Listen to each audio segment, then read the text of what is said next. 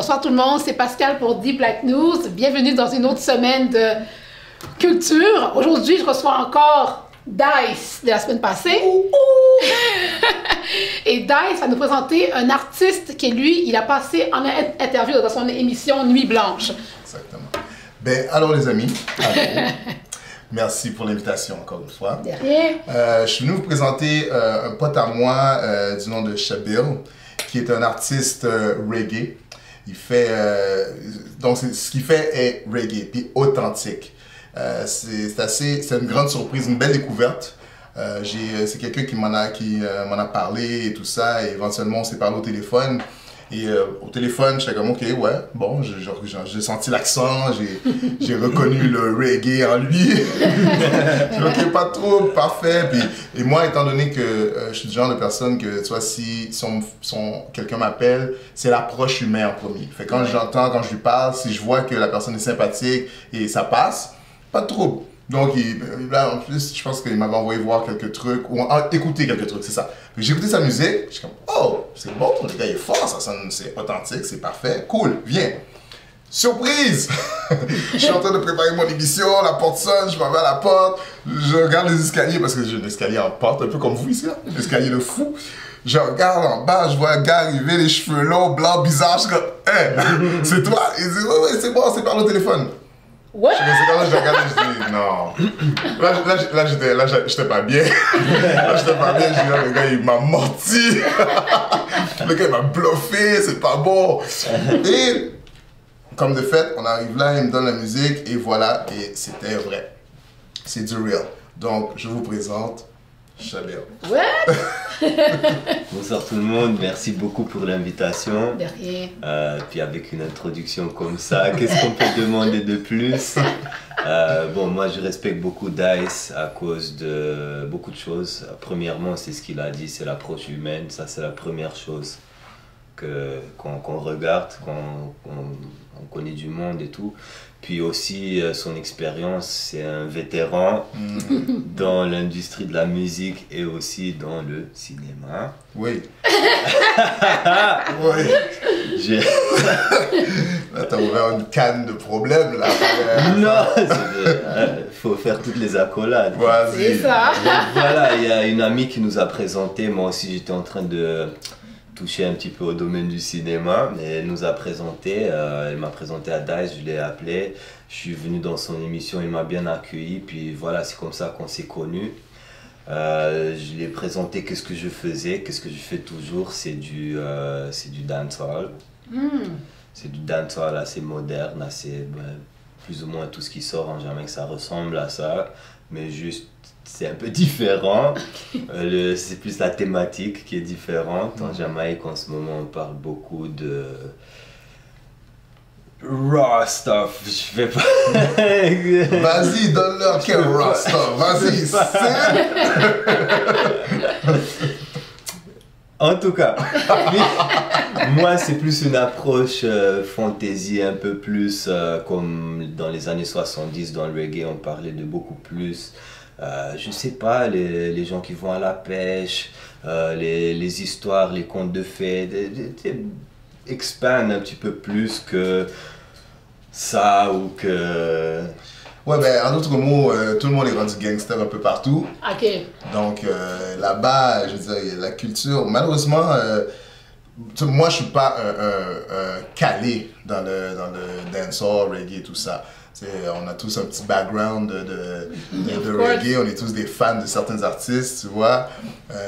Mais étant donné que toute culture afro, toute culture noire me rejoint, j'ai suivi ici et là. J'ai vu certaines choses sur, par exemple, World Star Hip Hop en passant. Ouais. Oh, des trucs. J'avoue que c'est hardcore, puis j'étais comme, qu'est-ce qui se passe avec mon reggae? Un peu comme la crise que j'ai eue quand j'ai vu ce qui se passait avec mon rap, mais j'ai vu la même chose qui se passait avec le reggae. J'étais comme, oh my god, qu'est-ce qui se passe à l'extrême? Mais quand on parle de reggae, je veux dire, bon, au Québec, est-ce que le reggae a autant une expansion qu'aux États-Unis? Non. Donc, les gens n'écoutent pas trop. les gens au Québec, ils écoutent pas trop à un niveau où on pourrait voir aux États-Unis ou même en Europe, qui est un très gros marché pour le reggae. Mais par contre, c'est hyper populaire pour les jeunes. Je connais personne qui n'a pas au moins écouté un petit peu dans sa voiture. Ouais. Puis c'est des gens de toutes les cultures. C'est ça que j'aime du reggae, c'est que ça réussit à toucher avec son dynamisme, avec la façon que c'est fait cette musique. Ça arrive à dire quelque chose à des gens de plein de cultures différentes. J'ai vu des gens de tous les pays, de tous les continents, de toutes les cultures écouter du reggae, du dancehall. Puis ça te fait quelque chose, même si tu comprends pas qu'est-ce que le gars dit, et des fois c'est mieux si tu comprends pas. C'est juste la musique, comment c'est fait, ça touche quelque chose. Puis pourquoi je me suis attardé beaucoup sur la thématique, c'est que 90% de ce qui sort aujourd'hui en Jamaïque, ça part soit de violence extrêmement crue et de sexe, encore une fois, sans contexte, sans juste extrêmement cru, Puis malheureusement, ça se reflète beaucoup dans la culture des jeunes. Et c'est une société qui a certains problèmes. Donc, en tant qu'artiste, il faut voir qu'on a une responsabilité quand même. Puis c'est pourquoi j'essaie de m'arranger, d'avoir une nouvelle approche au dancehall, de montrer qu'on peut donner quelque chose de positif aussi aux jeunes, que la vie se résume pas à tuer, à baiser, puis voilà. Ah, c'est bien. Mais, OK, il y en a qui savent pas, là. Et moi, je sais quoi, le dancehall, mais il y en a qui savent pas c'est quoi dancehall puis le reggae style Bob Marley. Il y en a qui savent pas, là. Le reggae, c'est du dancehall dans le fond. Si on veut vraiment être correct avec le terme, Okay. reggae, c'est du dancehall music. Parce que le dancehall, c'est quoi? C'est que, surtout après l'indépendance de la Grande-Bretagne, la Jamaïque, elle a développé cette culture-là du dancehall.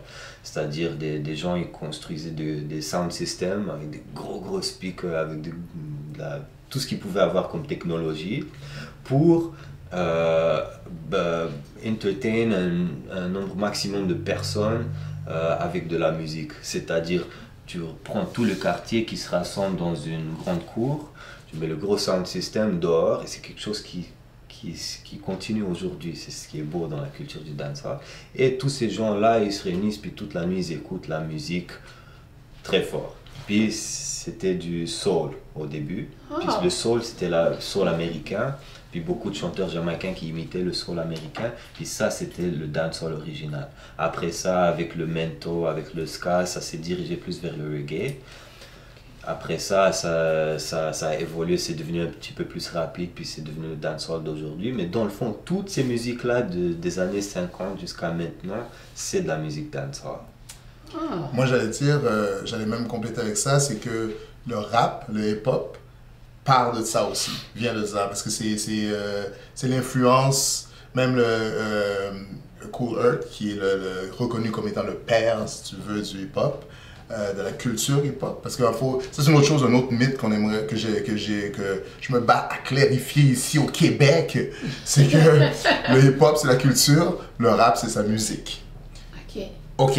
Là, on se comprend. Le hip-hop, c'est la culture, ouais. Donc ça englobe le DJ, le graffiti, la danse, bien entendu, maintenant la mode, ça englobe tout ce qui est la culture, tout ce qui est... Là, on n'a juste pas de bouffe hip-hop, encore, il faut qu'on travaille là-dessus. C'est une culture, absolument, ça passe par la bouffe aussi. Donc, ça englobe tout ça, et sa musique et le rap. Donc, il y a Kool Herc qui, lui, était d'origine jamaïcaine, a aimé le concept, l'a emmené aux États-Unis et emmené justement les speakers et tout ça dans les parcs et faisait des jams. De la même manière, de là a commencé cette idée-là. Et là, ils ont rendu compte que les gens préféraient des fois ce qu'on appelle le breakbeat. Puis ça, c'est le breakdown dans une chanson. C'est comme le bridge. En musique. Tu vois, la personne chante, mais à un moment donné, elle chante plus, puis il y a juste un petit bout musical intéressant, et la personne recommence. Voilà. Ce bout-là, il s'est rendu compte que les gens aimaient ça beaucoup, ils sont mis à mixer ça. Fait que finalement, au lieu de jouer la partie que la personne chantait, ils mettaient juste ce bout-là, et ils rejouaient, puis finalement, la chanson était redevenue que cette partie-là. Fait que là, les gens venaient fous pour ça. Après ça, ils ont rajouté un animateur. un gars qui disait ça c'est mon DJ, ça c'est mon DJ, c'est toujours ça qu'il disait, ça c'est mon genre, là, je niaise, mais bon. Donc, et à partir de là, le gars a évolué de ça c'est mon DJ à dire moi je suis l'MC, ça c'est le DJ, vous faites quoi? Criez. Genre, freestyle, t'as vu ça? Donc, et c'est parti comme ça. Et voilà d'où toute la culture s'est développée de là. Bien sûr, là, t'avais des danseurs qui sont venus là-dedans aussi. Puis, fait que la culture hip-hop est partie d'origine jamaïcaine. Et c'est super intéressant parce que en parallèle, pendant que le hip-hop se développait dans les années 80, le dancehall, comme on le connaît aujourd'hui, était en train de se développer exactement sur le même système. Il y avait les sound systems qui jouaient dans le dancehall, c'est-à-dire la fête pour le dance pour le peuple. Et il y avait quelqu'un sur le micro qui était en train de dire des choses pareilles, puis ou chanter ou dire des petites choses simples. Puis c'est ça qui a donné naissance au dancehall comme on le connaît aujourd'hui. Du reggae mélangé avec du... Ouais. Qu'est-ce qui t'a poussé à aller vers le reggae que autre chose? Moi, j'ai commencé à écrire des paroles inspirées par Tupac. Ah ouais? Quand Okay. j'étais tout jeune, là, j'avais 14-15 ans. Puis j'ai commencé à écrire. Après ça, je me suis dit, ok, mais j'aimerais pas juste genre toast, genre rapper, j'aimerais aussi chanter parce que moi depuis que je suis petit j'étais dans les chorales, dans les trucs comme ça, donc j'ai toujours aimé chanter. Puis je me suis dit à la base il y a deux choses dans le fond, il y a le fait que dancehall, j'ai vu qu'il y avait cette tendance que tu peux rapper, tu peux chanter, tu peux faire ce que tu veux sur la chanson. Puis en même temps Bob Marley m'a inspiré beaucoup. C'est vrai, la première chanson de reggae que j'ai chanté, que j'ai essayé d'interpréter, c'était Redemption Song, qui reste une chanson que même aujourd'hui, des fois, dans certaines occasions, je la chante, et c'est c'est quelque chose de hyper profond. Est-ce que tu dirais que Bob Marley a approfondi la culture du reggae? C'est un des ambassadeurs, on peut dire. C'est pas le seul, mais c'est un de ceux qui ont donné cette influence internationale extraordinaire au reggae. Puis il faut comprendre que la Jamaïque, c'est un tout petit pays. C'est un tout petit pays. Puis même dans les Antilles, on a Cuba qui est grand comme ça. L'île Hispaniola juste à côté avec Haïti et République Dominicaine. Puis juste en bas de Cuba, il y a un petit point qui est la Jamaïque qu'on traverse en 2-3 heures, on traverse en voiture. Puis l'influence culturelle qu'elle a eue sur le monde, c'est quelque chose d'immense. C'est quand même impressionnant. Et ça a été, je ne sais pas si ça reste le cas aujourd'hui, le plus grand producteur de musique en volume. Il y a plus de musique qui sort en Jamaïque que n'importe où dans le monde. Mais ça, ça me surprend pas parce que justement, une des formules qu'ils ont utilisées aussi assez rapidement, c'est après ça, ils sont mis à faire ce qu'ils appellent des dubstep. Pas des dubstep, mais juste des dubplates, excuse-moi. Dubstep, c'est une forme de musique. Des dubplates où est-ce que non seulement le gars il parlait du DJ, puis du son, puis du sound system, de son crew, mais ils sont mis à l'enregistrer et à faire le pressing, donc à le sortir en vinyle. Fait que déjà là, ils ont commencé une industrie de production de vinyle assez rapidement. Fait que ça ne m'étonne pas qu'ils soient le plus gros producteur. Les gars faisaient ça comme aujourd'hui, demain. Les gars, si ça vend pas, on le recycle puis on imprime quelque chose d'autre sur le vinyle. C'est incroyable, c'est incroyable. Puis je veux dire, je me souviens quand j'étais jeune, il y avait ce qu'on appelle un rhythm, il y avait un beat, puis tu pouvais avoir 100 versions. Comme tout le pays a fait sa propre version. Puis c'est ça qui est cool aussi, parce que ça donne comme un terrain de jeu égal pour tout le monde. Tout le monde a le même rhythm, mais c'est qui va faire la plus belle chanson dessus. Oh ça, on appelle ça les jugglings. Les jugglings, c'est quand t'as un rhythm, puis t'as comme, je sais pas, 5, 10, 20 personnes dessus. Puis c'est tout le temps le concours, genre c'est qui a la meilleure chanson, ou take the rhythm, c'est qui a pris le rhythm. C'est-à-dire ce qu'il Wow. ouais. C'est assez. Je trouve ça quand même étonnant que. Écoutez, moi, je suis pourrie là-dedans. Je connais pas beaucoup de choses dans le reggae à part le danser, là. Mais C'est correct aussi. On a besoin de ça. on n'ira pas trop loin. Mais la culture du reggae, ce que je trouve, c'est que ça englobe tout. Je trouve que tu peux danser du compas là-dessus.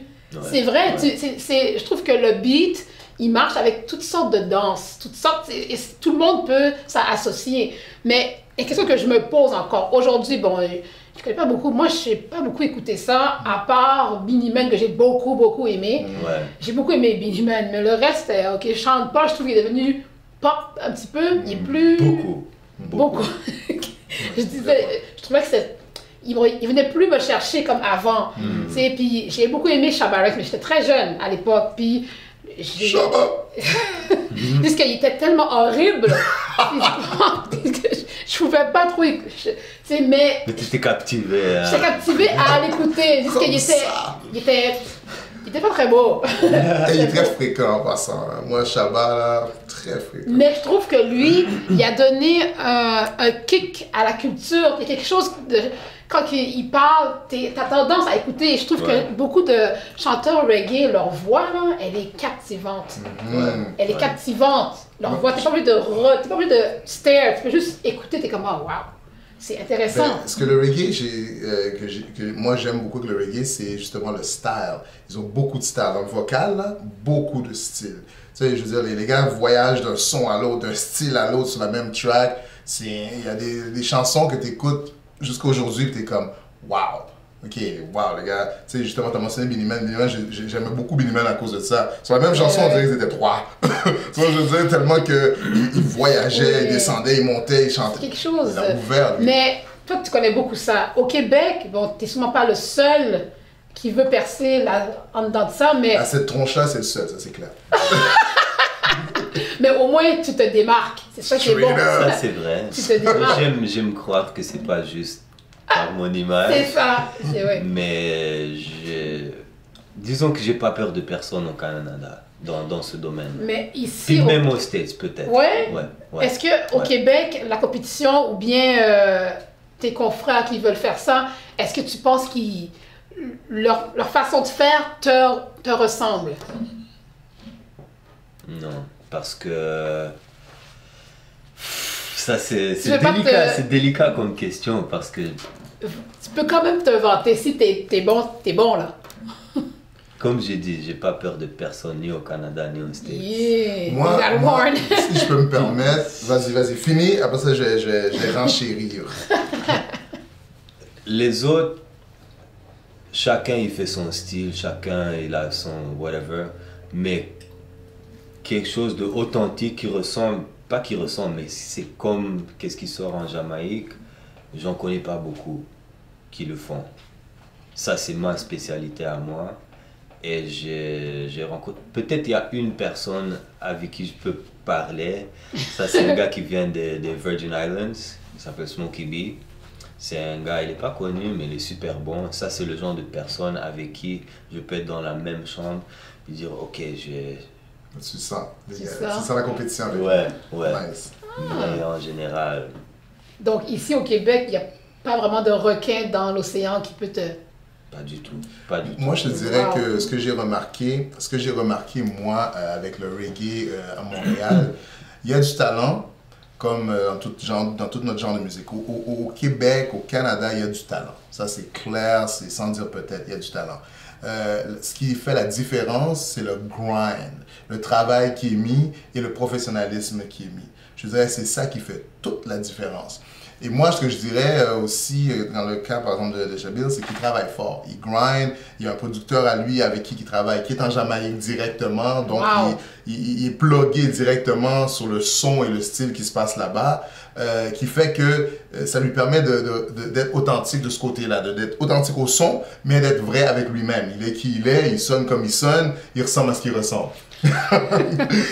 Donc, ça règle ça. Mais moi, je dirais, c'est que je trouve que le problème qu'on a ici au Québec, beaucoup, c'est que aussi compliqué et difficile que la musique en général peut être, que la game peut être, c'est qu'on est confortable ici au Québec. Tu vois, au Québec, quand je dis qu'on est confortable, c'est dans le sens que des subventions, on est bourré de subventions à droite et à gauche. Pas que c'est facile de les avoir, c'est pas ce que je dis, mais il y en a plein, tu vois. À cause que tu penses que tu peux l'avoir, il y a un certain travail que tu ne fais pas, tu vois. Ça, c'est un. L'autre chose, je te dirais aussi, par exemple, il y a des endroits comme les États-Unis et plein d'autres où est-ce que il n'y a pas, de ce genre de subvention, deux, tu n'as pas de moyen de survivre qui est fourni par le gouvernement. Nous, on a ça ici. Tu vois? Ce qui est une bonne chose. Je ne suis pas en train de dire, oh, couper les... Non, non. Not at all. Mais ce que je dis, c'est que les gens ici, et aussi on a la température, hein. Je veux dire, vous allez comprendre pourquoi je dis ça. Les gens ici ont tendance à être motivés un moment et refroidis le lendemain. L'hiver. Tu vois? Des fois, c'est l'hiver. Ah oui, on fait. Yo, dude, tu fais frais, man. On peut-tu faire ça la semaine prochaine, yo? Tu comprends ce que je veux dire? Ouais. Il y a des gens ici, c'est comme, oh, yo, on travaille, tiens, je sors l'argent même, je le paye pour qu'il fasse la job. Il fait pas la job. Pourquoi? Parce qu'il a autre chose, il est bien, il s'en fout, Donc, il n'a pas besoin d'argent. le hustle n'est pas le même. Le hustle est triste Et ici. t'as beaucoup de bâtons dans les roues, malheureusement, parce que les promoteurs, moi, longtemps, j'ai cru que c'était juste les promoteurs qui avaient tort, qui ne voulaient pas payer les artistes locaux. Ce qui est déjà un problème, parce que n'importe quel service, on s'entend qu'il doit être payé. Je fournis un service professionnel, que je vienne réparer je sais pas quoi chez toi, ou que je répare ta voiture, que je chante pour toi, pour que les gens ils viennent consommer dans ton whatever. La personne doit être payée. C'est un service, ça se donne contre de l'argent. Ici, il y a la mentalité qu'un service, quand tu t'amuses, tu ne dois pas être payé pour. Ah, mais c'est un plaisir de chanter. Pourquoi tu veux de l'argent? Mais tu dois vivre de ça. C'est une profession comme toutes les autres. Tu es supposé de vivre de ça. Et c'est pas comme si tu vas vivre des albums. En 2014, personne qui vit des albums vendus. Tu vis de tes spectacles. Et ici, le problème, c'est qu'à Montréal, les promoteurs sont très réticents à payer les artistes. Il faut vraiment lutter avec ça. Et en plus de ça, c'est le public aussi. Le public à Montréal, je ne parle pas des régions parce que c'est un petit peu différent. Mais à Montréal, tu vois des gens, ils sont prêts à remplir la salle et à payer, je ne sais pas, $60 par billet pour que quelqu'un des States viennent pour l'écouter au lieu de quelqu'un hyper fort de Montréal. Et j'ai entendu des trucs qui Qui te lève le poil. qui me lèvent le poil. J'ai entendu qu'il y a des gens qui paient $1 500 pour faire la première partie de Waka Flocka ou je sais pas quoi. Comment ça? Moi je vais payer pour venir sur scène entertain le public. Okay, Et le gars, il a payé 1500. Ça, c'est une anecdote là, privée entre nous. Mais bon, maintenant, tout le monde va le savoir. Mais C'est Waka privé, Flocka, il c'est n'était pas juste entre comme nous. out of the game, Waka Flocka. Oh, C'est un je donne exemple. un exemple comme Ok. C'est ça. pas lui nécessairement, c'est un exemple. Quelqu'un qui a Ça, c'est payé... pour protéger les innocents. Voilà. Les noms ont été changés pour protéger les innocents. Quelqu'un qui a payé une somme astronomique d'argent autour de $1500 pour acheter plein de billets à l'avance pour avoir sa place en première partie avec 30 autres personnes, parce que c'est comme ça qu'on fait à Montréal. On fait un show, ok, on met 100 artistes sur le truc. En tout cas, puis après ça, donc moi, imagine, moi j'ai payé $1500, j'ai acheté plein de billets pour pouvoir être sur scène avant cette personne-là pour faire la première partie. Puis je monte sur scène, le public, ils sont bouh, nous on veut Ouais, parce l'artiste que là. t'es le 30e. Ils sont Ouais, tannés. exactement. Puis là, qu'est-ce qu'ils font les promos? Ils viennent, ils te coupent le micro, va-t'en chez toi. J'ai payé $1500. Ouais, non, c'est... Mais il n'y a pas un. Est-ce que c'est pas un peu illégal? Ben écoute, C'est illégal. pas illégal, il n'y a pas de contrat, il n'y a Ouais, rien. c'est ça. Le gars, il a dit, ok, donne-moi le grind. 1500, tu fais la première partie. Ok, puis maintenant moi je chante, nanana. Ça va jamais arrivé à moi parce qu'ils vont pas me couper le micro. Mais cette personne-là, c'est ça qui s'est passé. Le public a commencé à s'impatienter parce qu'il voulait le main act. Parce que comme il a dit, après le 30e opening act, Mais, tu veux voir la mais pourquoi star. qu'ils en mettent 30? Mais Pourquoi c'est qu'ils en parce mettent que... autant? Ben pense-y. Parce que tous T'as les payé cons, 1000 ils dépensent 1000 piastres pour acheter des billets. Non, écoute, moi maintenant je vais jouer le promoteur. Regarde, pense au grind, pense au move, ok? Toi, tu as une salle à payer, T'as un gros artiste qui vient avec ses demandes et sa gang. Des fois, ils viennent en avion pour combien de billets, blablabla. Là, de nos jours, c'est plus difficile de remplir les salles parce que les gens aiment pas sortir et les gens veulent tous rester à la maison, regarder des shit à la télévision. Netflix est là. Donc, Guilty. bon, tu vois, c'est pour ça que j'ai dit Netflix, même c'est pourquoi.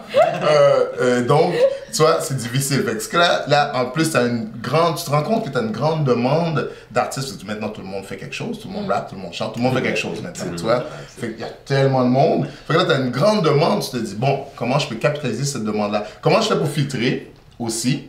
Et comment je peux capitaliser? Fait que le gars qui m'emmerde le plus, tellement, je te regarde, tu veux faire ça absolument cool. Assure-toi que tu puisses remplir la salle. Là, ceux qui sont le moins requins des promoteurs vont vraiment dire, regarde, voici un nombre de billets, tu réussis à les vendre, pas de problème, blablabla. Parce que ce qui arrivait aussi, puis ça, beaucoup d'artistes sont coupables de ça, c'est qu'ils refusent de faire l'effort de promouvoir l'événement. Quand on fait un événement local, imagine, je loue une salle, je paie mon argent, je paie mon DJ, ça coûte là, faire l'événement, je fais mon flyer, je fais ma promo, blablabla. Et là, je te demande, toi, artiste qui va participer, de juste le partager et de t'assurer que tes fans, parce que j'imagine que tu as des fans, que tes fans viennent à l'événement.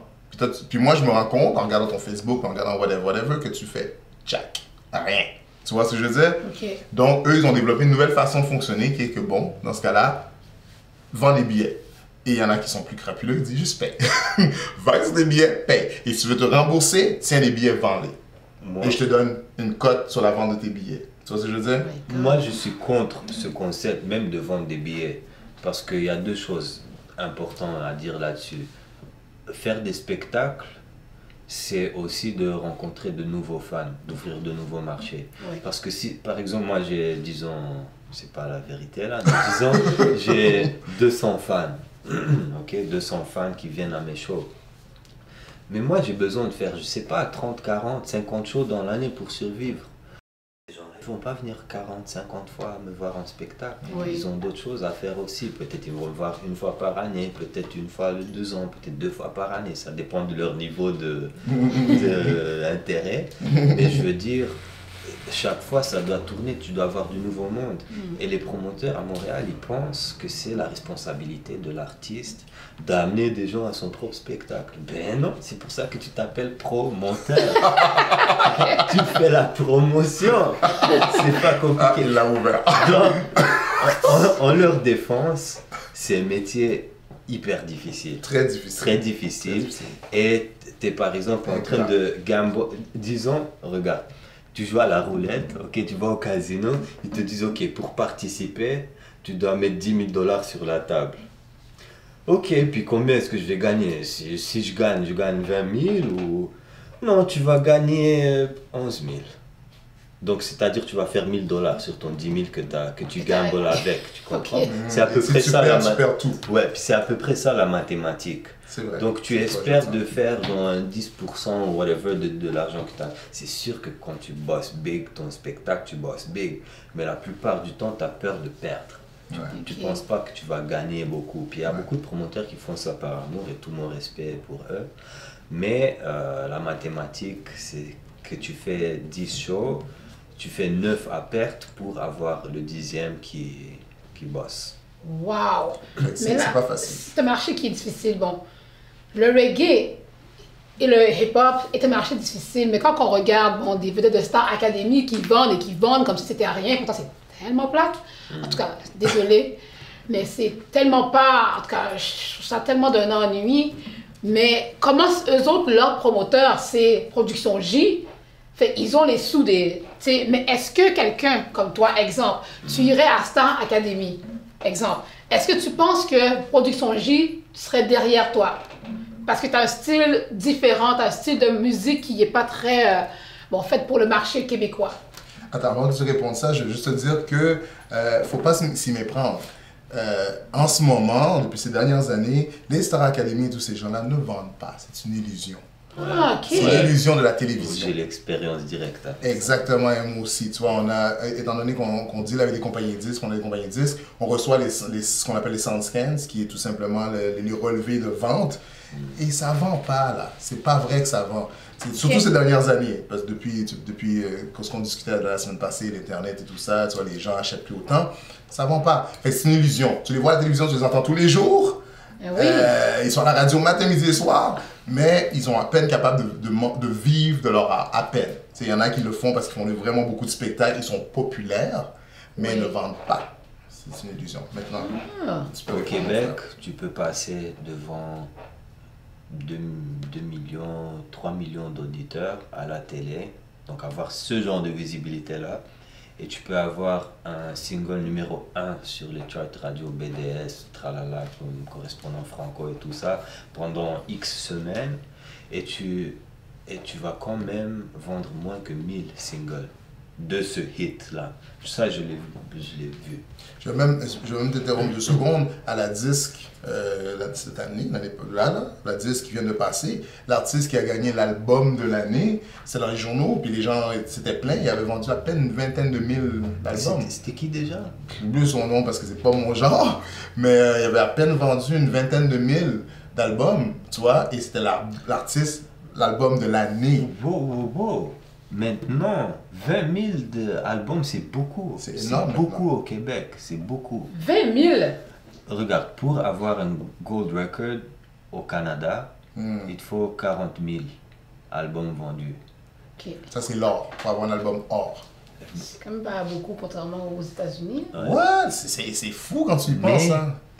Il y a très peu de gold records aujourd'hui. Très peu. Qui arrivent à ça. Il y a personne qui vend 40 000 albums aujourd'hui au Québec, ça n'existe pas. Là. Mais c'est quoi le phénomène que les gens n'arrivent pas à vendre? Est-ce qu'il y a une raison? Parce que, bon, écoute... La musique, c'est de la merde. C'est vrai, c'est de la merde. Les gens, ils n'ont pas compris que ce qu'ils vendent, c'est de la merde. 2, il n'y a pas d'intérêt pour ce qui vient du Québec. Depuis longtemps, ça a été le problème de l'industrie de musique québécoise, malgré le mouvement solidaire, nationaliste, souverainiste et tout ça, que ce qui se consomme au Québec, c'est ce qui vient des États-Unis. Ça a toujours, la flèche culturelle, ça a toujours été comme ça. Sauf quelques exceptions qui ont fait un truc international et tout, mais en général, au Québec, on consomme ce qui vient de l'extérieur. Donc, pourquoi moi je vais dépenser sur... je ne vais pas sortir des noms. Pourquoi moi je vais dépenser sur lui qui vient d'ici du Québec, c'est plate, c'est nanana. Quand je peux acheter le truc qui vient des States. Puis il y en a beaucoup dans l'industrie de musique québécoise qui imitent ce qui vient des States. Et c'est comme genre, States 5 years ago. Genre. Puis les gens ils se demandent mais pourquoi ils n'achètent pas? Parce que c'est une copie de ce qu'il y avait il y a 5 ans aux États-Unis. Et pourquoi moi je vais acheter ça?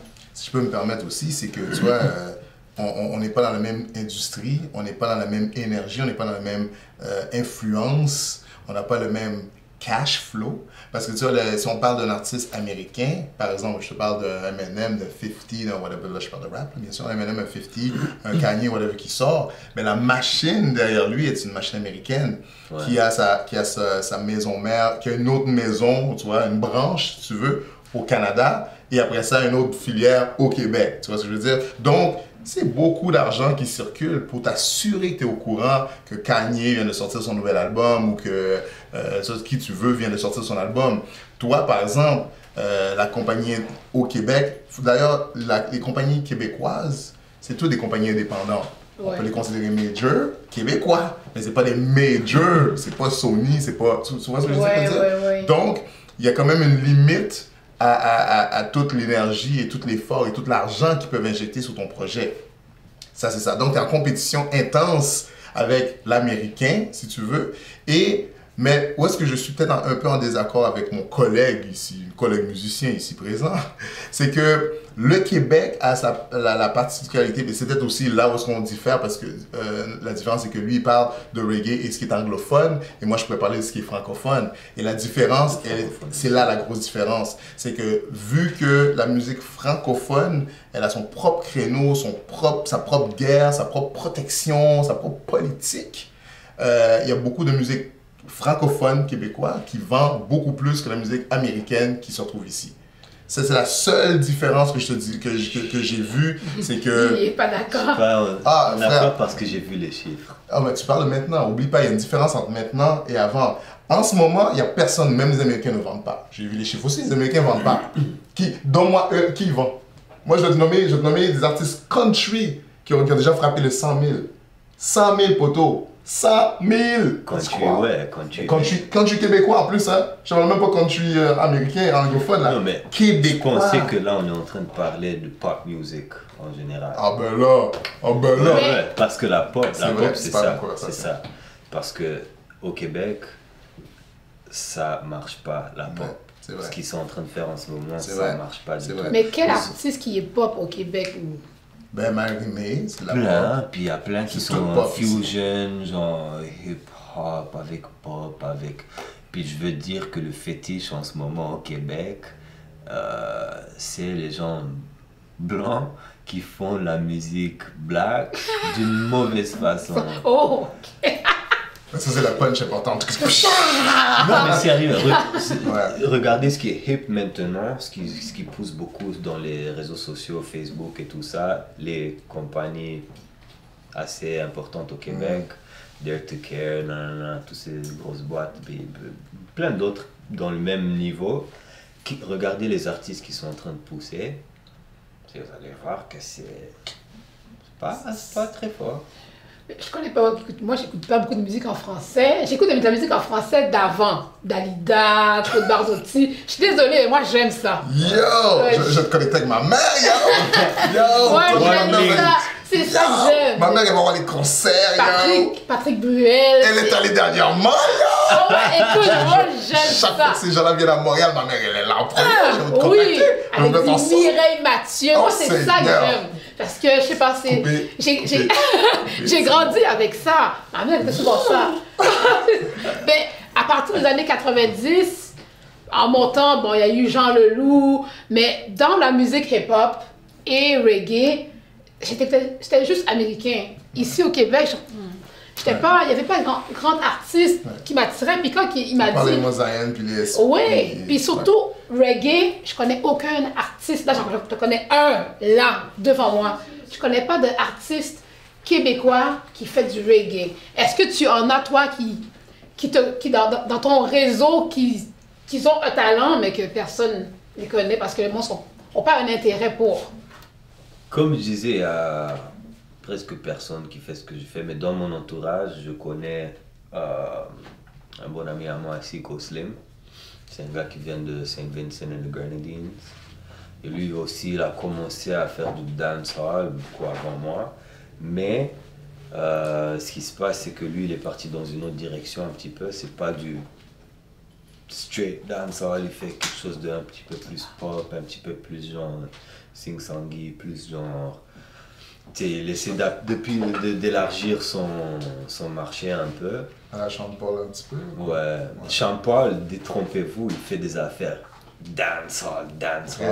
Là-bas, jamais. Mais il fait aussi des affaires genre électro, genre... Est-ce que c'est pour une question de vente? Oui, bien Ouais. sûr. C'était une question de vente, sûr. parce que tu dois penser que si moi, je vis de ça, je dois m'assurer qu'il y a tout le temps de l'argent qui va rentrer. Ben Parce ouais. que tu n'as pas de retraite, tu n'as pas Ouais, tu, pas tu dois d'assurance. t'assurer que tu as un income qui vient pendant le maximum de temps possible pour que tu puisses, par exemple, t'ouvrir un magasin ou tu puisses t'ouvrir. C'est ça que les artistes smart ils font. Ok, j'encaisse, puis je mets de côté, je m'ouvre ci, je m'ouvre un car wash, je m'ouvre ça.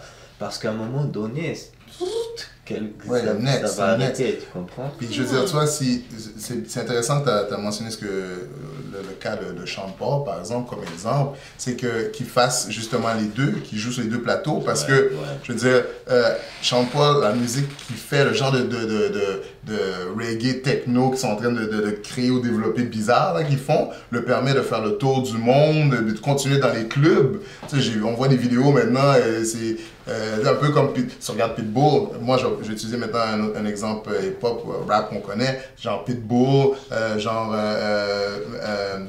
Flo Rida, tous ces gens-là. Pitbull originellement était un rappeur, mais sa carrière de rap fonctionnait pas bien.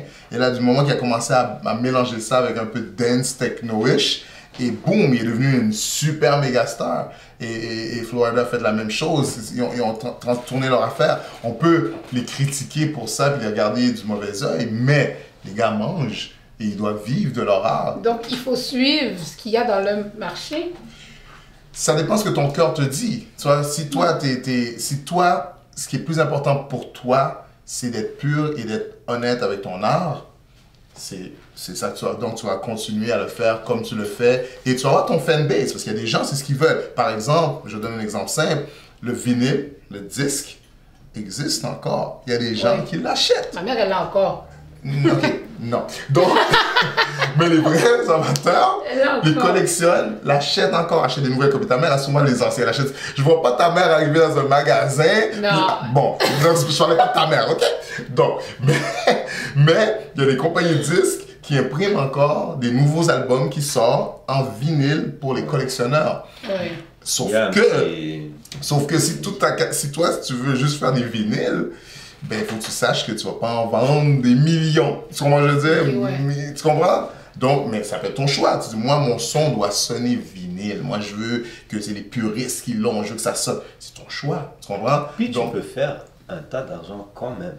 Quand même. Oui. Les artistes de gospel, ça c'est Bon exemple. ça c'est l'exemple par définition. Chaque fois qu'on parle des niches, les artistes de gospel, ils sont tellement focus sur un lifestyle, un certain type de personne, et ils utilisent ce lifestyle-là pour market leur musique, et ça marche très bien. Et j'ai vu des gens dépenser $100 pour un billet, des artistes gospel que personne n'a entendu parler, juste parce que ça fit dans leur lifestyle. C'est ça que les artistes ils doivent comprendre, que tu dois matcher avec ce que la personne elle vit, avec son expérience de vie, avec son lifestyle, avec sa façon d'être.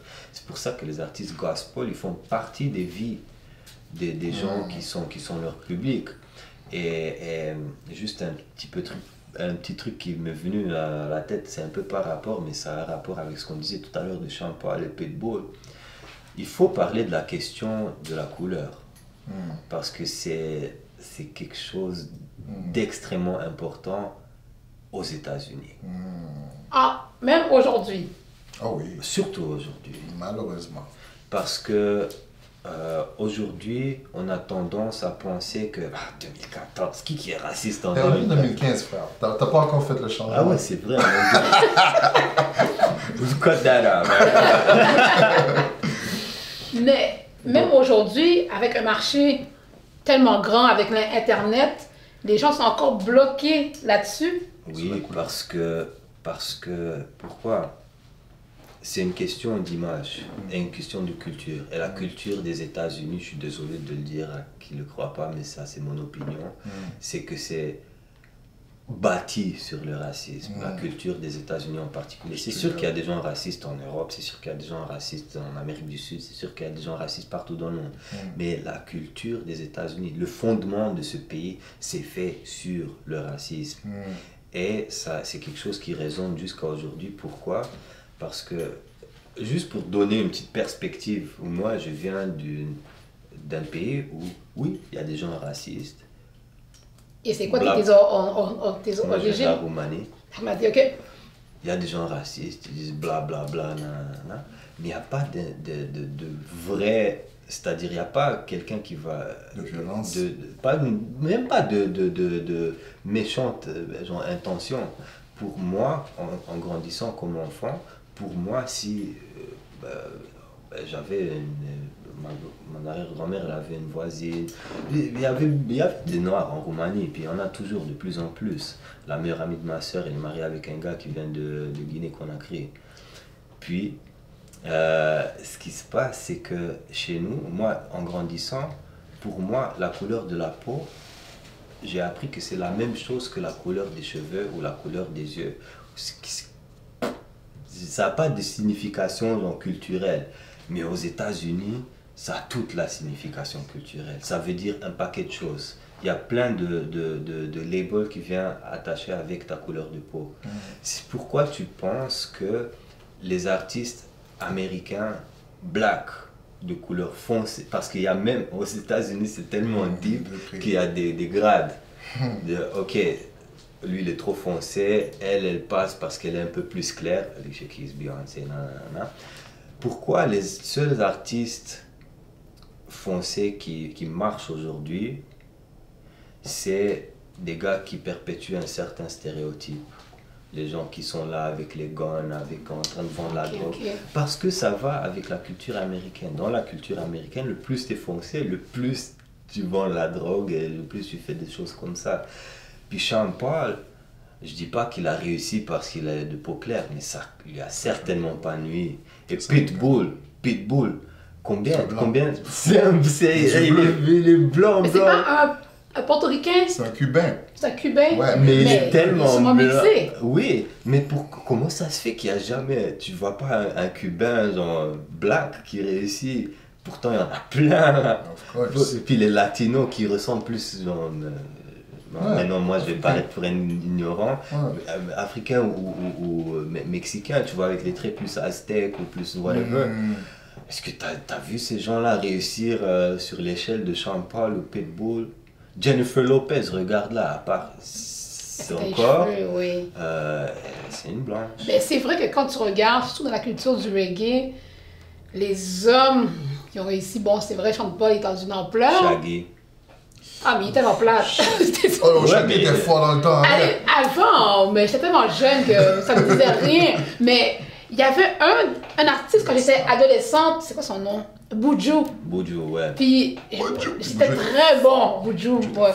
Mon ex-copain, je sais pas où est-ce que t'es en tout cas, lui, il écoutait tout le temps ça. C'est pas il y a quelque chose qui est arrivé. On n'en pas de nom. Mais il écoutait tout le temps ça. Puis il me disait que Buju venait chercher quelque chose chez lui que on dirait que c'est comme ça que c'était à lui seulement qui parlait. Et quand j'écoutais les musiques, je dis c'est vrai, tu te sens vraiment interpellé. Et pourtant, il y avait les cheveux, tu sais, les cheveux que tout le monde a peur là, tu sais, vraiment pas toutes bien peignés et tout. Mais c'est vrai ce que tu viens de dire, il y avait un genre de stéréotype, une critique extérieure parce qu'il n'était pas peau claire, il n'avait pas les cheveux super soyeux, mais ce qu'il disait, c'était interpellant. C'était vraiment interpellant et c'est vrai que, bon, Sean Paul, c'est bon, mais je ne suis pas une maniaque. Je trouve ça bon, mais je ne suis pas comme, oh mon Dieu, il est là, c'est un Dieu.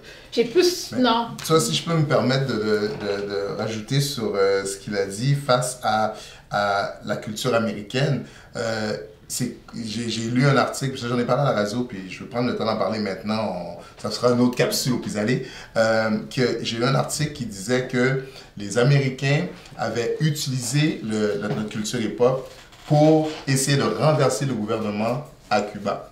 Sachant que là-bas, la culture hip-hop était très militante, était très engagée, puis qu'il y avait beaucoup de gens qui aimaient ça, ben ils ont essayé d'utiliser cette culture, cette musique, ils ont pris des artistes, ils les ont formés et ils les ont travaillés. Qu'ils sachent, qu'ils ne sachent pas, alors bien su peut-être, mais ils ont dirigé pour essayer d'influencer la communauté à critiquer le gouvernement, pour renverser le gouvernement qui tu sais, les Américains et les Cubains ne s'entendent pas. Hein? Fait qu'ils essaient de les renverser comme ça. Ça va avec ce qu'on parlait tout à l'heure, comment que la musique reggae en ce moment, dancehall en ce moment, est très agressif, très anti ce qu'elle était avant. Parce qu'avant, c'était c'est peace and love. C'est un mouvement social. Ça parlait des problèmes sociaux. Il y avait un respect au moins. Oui, il y avait un respect, mais la majorité... Écoute, l'artiste, ok, disons juste ça comme ça. Un des plus gros noms de cette culture était Bob Marley. Quel était le message de Bob? Quel était le message en général de Buju? Quel était ceux qu'on vient de nommer, les classiques qu'on a nommés, en général, leur message était le respect, puis aimez-vous, puis support. Oui, il y avait ici et là, mais en général, c'est ça le message. Notre culture hip-hop au départ, le message c'était quoi? Même chose. Culture, réveillez-vous, faites attention au système, blablabla. C'est ça le message. Maintenant, c'est quoi le message? Voiture, argent. Kill, kill, kill. Tuez-vous entre vous. Kill, sex. C'est ça le message. Drogue, kill, sex. Est-ce que ça vend ça? Bien sûr que ça vend. Mais écoute. Ok, donc c'est une culture qui est basée sur quelque chose qui n'a pas d'importance. Tu prends un être humain et au lieu d'utiliser la musique pour l'inspirer ou pour lui donner du courage, lui donner de l'espoir, de façon subliminale, tu lui donnes le désespoir. Tu lui dis que tu vas jamais rien être plus que quelqu'un qui vend la drogue ou quelqu'un qui est en prison. Okay. C'est ça, le hip-hop, malheureusement, c'est devenu un des outils numéro 1 pour la destruction des communautés noires en Amérique du Nord et maintenant partout sur la planète. C'est-à-dire, vous êtes violent et vous devez l'assumer. Aimer cette violence. Aimer cette violence. Ça appelle à ton instinct. Parce que chacun, on a le potentiel d'être violent. Chacun, on a le potentiel de détester soi-même. Donc, moi, je viens avec une musique qui te fait... Tu crois que tu te sens bon, mais à l'intérieur de toi, c'est en train de réveiller tout ce qui est négatif, tout ce qui est... Ça te force à penser de toi-même, ça donne une image de toi-même. Je vais même participer dans cette conversation en disant, écoute, on sait que tu crées les choses, tu crées les choses en les disant. Ouais. Tu vois, j'essaie de traduire en français, là, tu sais, you speak things to life. Fait, en répétant du négatif, tu amènes ce négatif. On a parlé de l'industrie de la musique au Québec. Donc, c'est comme dire que tu attires ce que tu penses. Straight up.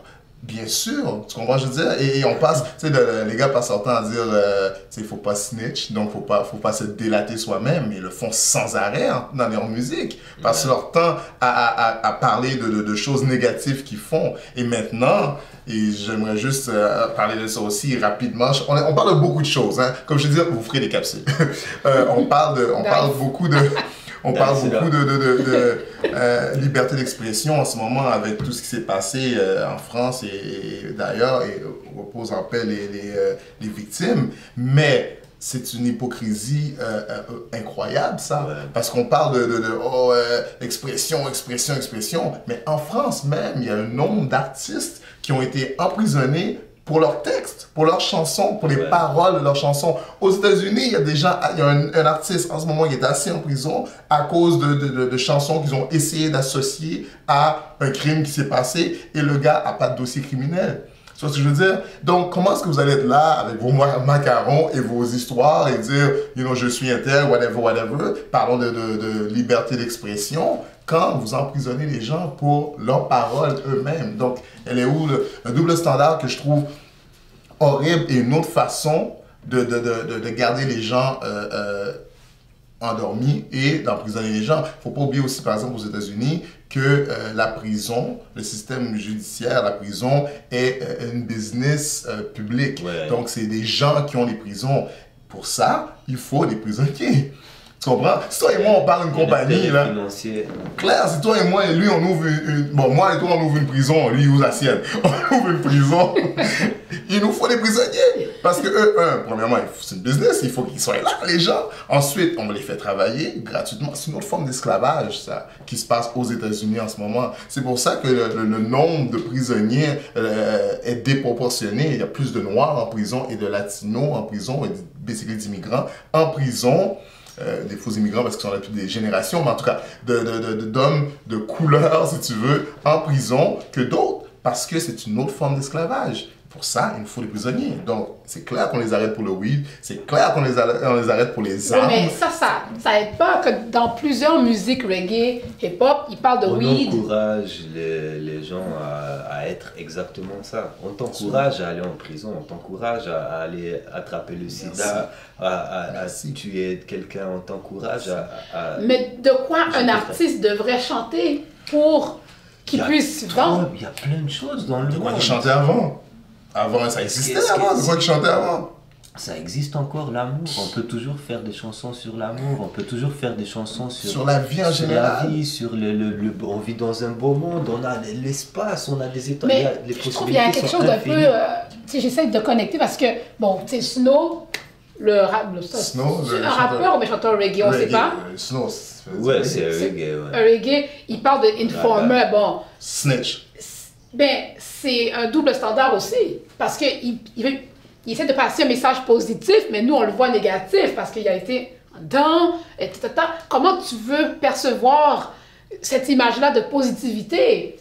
Est-ce que c'est un double standard? Même s'il veut passer un message beau, mais des barreaux, une prison. Mais t'as pris Snow comme exemple. Non! T'es pas crédit, t'as pris Snow comme exemple. Sérieux. Non. Mais t'as raison que c'est difficile parce qu'il y a le stéréotype qui a été amené par cette culture, mais qui est propagé par d'autres. Tu vois, je veux dire, le stéréotype de « Oh, tu fais du rap, t'as les pantalons ci, t'as ci, ça », c'est un stéréotype. Parce que tu peux très bien être éduqué et faire ton rap. Par exemple, je vais me prendre en exemple, je fume pas, je bois pas. Tu vois, et je fume pas rien du tout. Tu vois ce que je veux dire? Donc, la plupart du temps, les gens disent « Mais tu fais du rap? Comment ça tu fumes pas? Tu bois pas? » Ils peuvent pas le croire parce que je fais du rap. Aïe! Tu comprends ce que je veux dire? Donc, vous devez tomber dans un stéréotype de mauvais garçon pour faire... Moi, je fume pas, je bois pas non plus. Ben, je fume des cigarettes, mais je fume pas de buzz, je bois pas. Il fait du reggae. Et je fais du reggae, ouais, non. Mais ça fait partie de qui je suis. Et t'es pas obligé de follow en Jamaïque. Ça, c'est un beau concept, mais malheureusement, peu de gens le suivent. Ils le disent beaucoup, mais ils le font pas. C'est qu'il faut pas suivre les trends. Il faut que tu sais les trends, toi. Yeah, sure. Puis ce qui se passe malheureusement, c'est que les gens ils suivent. Puis même ceux qui set des trends, ils set des trends négatifs. Moi, un des artistes que je respecte le plus dans le dancehall, au niveau artistique, c'est Vybz Kartel. C'était une grande inspiration pour moi, sa façon de penser, les textes. Du point de vue artistique, c'est un génie. Malheureusement, son côté humain, il n'est pas si extraordinaire que ça. Et le gars, il s'est ramassé maintenant 35 ans à vie, 35 to life, en prison, parce qu'ils ont tué un des petits goons là, qui travaillent pour lui avec un pickaxe. Tu sais, le truc que tu utilises dans les mines là. Ok, ouais. Puis lui, dans le fond, ce qu'il a mélangé, il a mélangé sa carrière musicale avec il voulait être un don, tu vois, il voulait être un chef là, de section en Jamaïque. Et il a marché sur les mauvais pieds, puis il s'est fait ramener en prison, puis maintenant il a détruit sa vie, il a détruit son image. C'est sûr que les gens ils l'écoutent toujours, puis il a encore plus de hype à cause de ça. Mais juste dis-toi que ça, c'est quelqu'un qui avait le pouvoir d'être un exemple et de donner quelque chose de bon aux jeunes. Mais lui, qu'est-ce qu'il a fait? Il leur a montré que ce qui est cool, c'est d'enlever des vies, d'être cruel, d'agir comme si t'as juste une existence comme ça sur Terre, puis après ça, c'est fini, t'existes plus. C'est ça le message qu'ils sont en train de passer, malheureusement, dans le dancehall aujourd'hui. Et dans le hip-hop, il y a plus de valeur spirituelle. Puis tu vas le voir, même dans les émissions de télé, les shows, même partout, le message subliminal, c'est qu'il n'y a pas de dimension spirituelle à notre vie. On a juste une existence physique. Tu vis, tu nais, tu vis, tu meurs, puis that's it. Puis entre-temps, fous la mer, fais ce que tu veux. Donc, ça serait quel conseil que tu donnerais à un jeune aujourd'hui qui écoute ça, il se dit, ben moi aussi, je veux faire du reggae, mais le style que lui, il dit, ça ne vend pas. Est-ce que je dois, il doit se demander, ben là, je vais commencer à faire quoi pour pouvoir percer? Même si tu vends ton art, ok, tu commences à chanter sur pop et tout ça. Même ça, c'est pas garanti que tu vas percer. So, si je sais pas, 5%, je sors des chiffres comme ça. Si tu as 5% de chance de percer, might as well do you. Yeah, Do it's somebody else. It's true.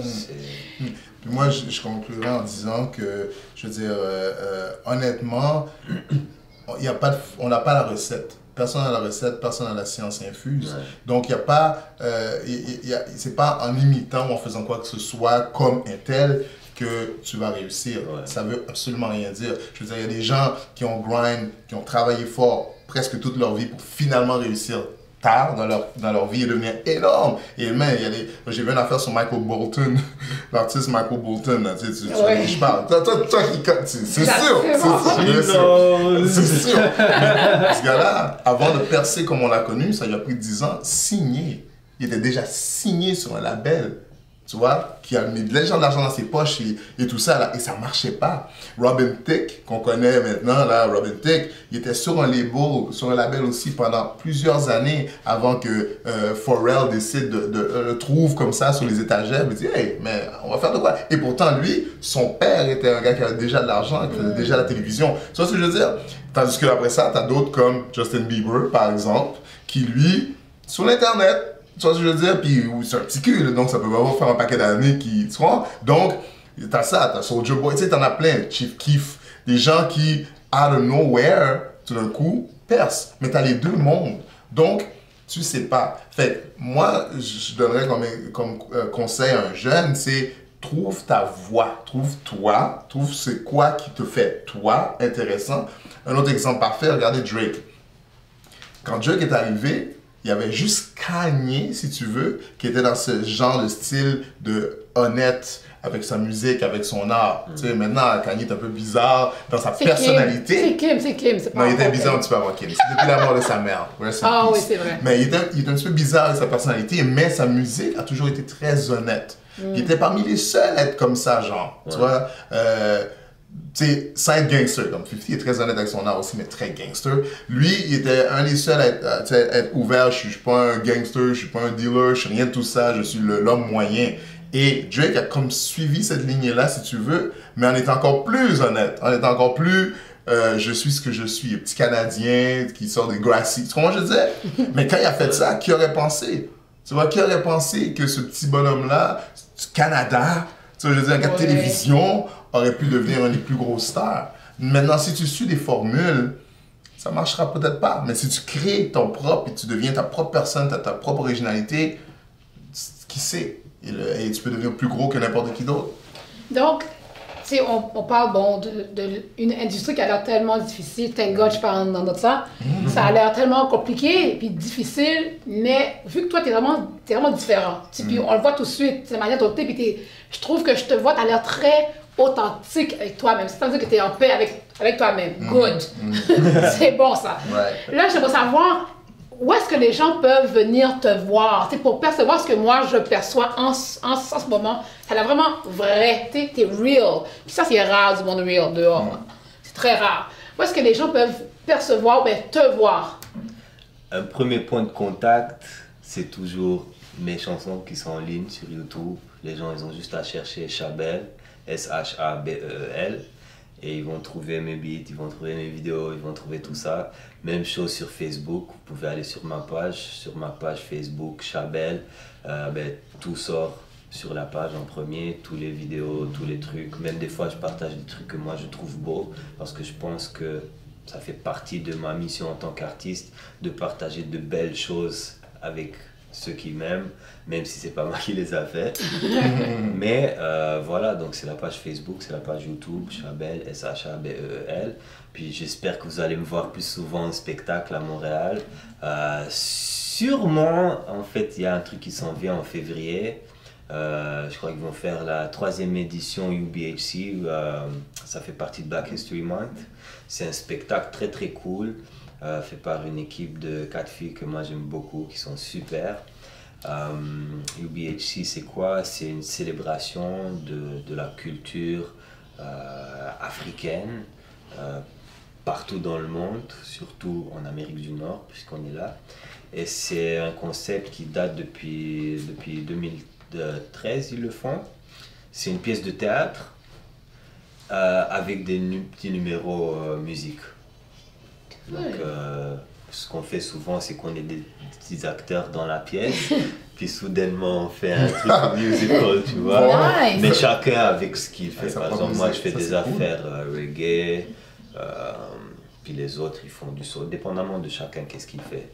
Ça fait partie officiellement du programme Black History Month Canada. Donc, on peut te trouver sur Facebook, YouTube, et on va se laisser avec Shabil, qui va nous donner un peu de vibe, un peu de chaleur Jamaican here, parce qu'il fait froid. Il est sur iTunes aussi, allez checker sur iTunes. Allez checker sur iTunes. Donc, je vous laisse avec Shabil. Me love her, me want make her me wife. Me see man roll with a bag of gal, but one alone me keep in a me life. Me see her face through the window, me sweet baby Rafika.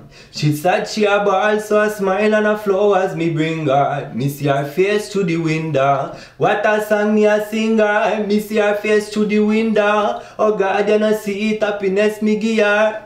Yo, she and me life and the key to me dreams. Anything can achieve from she there on me team. I live me no kingdom for rule, she a me queen. She fix a broke tie and grant him self-esteem. So when me see her sad, me console her. It's like me born no sick, it's her and no lie.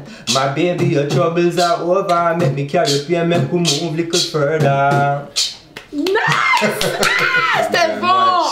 Allez checker ça sur iTunes, Facebook et YouTube. Bye!